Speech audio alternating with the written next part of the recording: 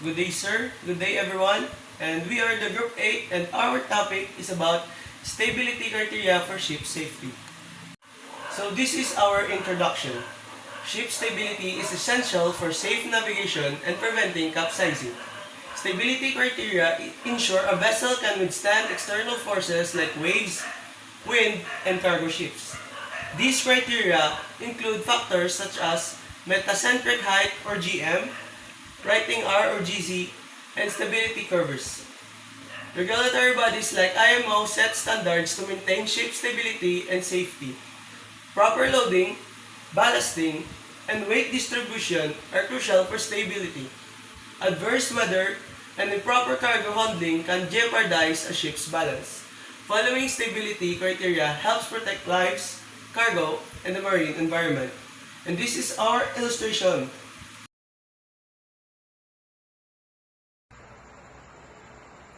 In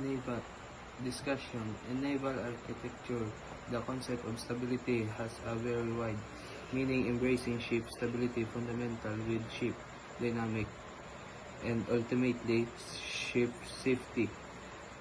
As such, as the subject is of paramount importance for its wide implications on design and operation of ships and floating units.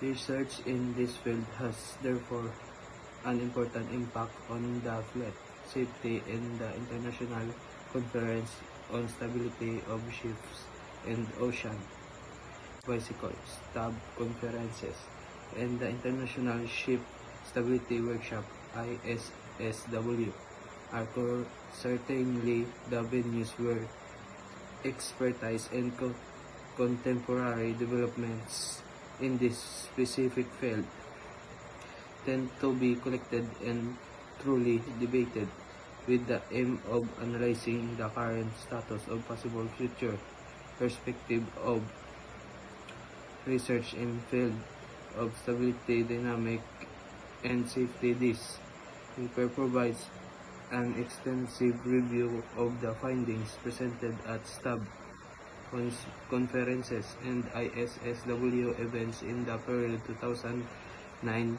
to 2014. The review materials is organized according to a set of identified micro-topics of research. On the basis of the review materials, consolidated research topics as well as emerging subjects are laid out, and ideas for possible future research are also brought forward. Discussion is also provided regarding the link between research and educational aspects.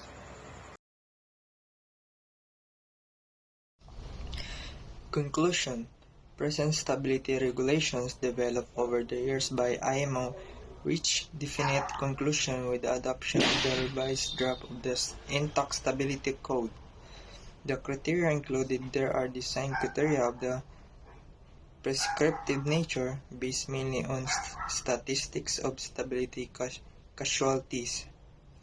Currently, IMO is considering development of criteria based on ship performance. Concept of such criteria is, however, at present not agreed. The criteria are working comparatively well with regard to the majority of convention ships. However, the advent of very large and sophisticated ships of non-conventional features cause that those criteria may be inadequate. The author advances the idea consisting of application of safety assessment and risk analysis using holistic and system approach to stability. Safety against capsizing or loss accident is a complex system where design, operational, environmental, and human factors have to be taken into account.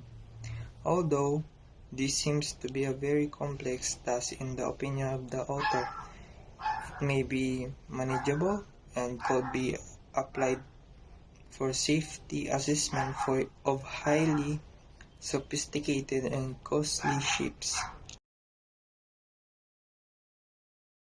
Recommendation.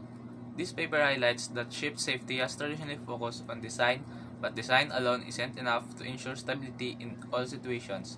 Operational measures, such as crew procedures and real-time decisions, can effectively support and enhance safety, offering a more flexible and cost-efficient approach. The study reviews recent research on these operational strategies, especially for ships in tack condition. It identifies key challenges, potential benefits, and area for future development. Overall, the paper promotes a more integrated approach to ship safety by combining strong design, practical regulated operational measures.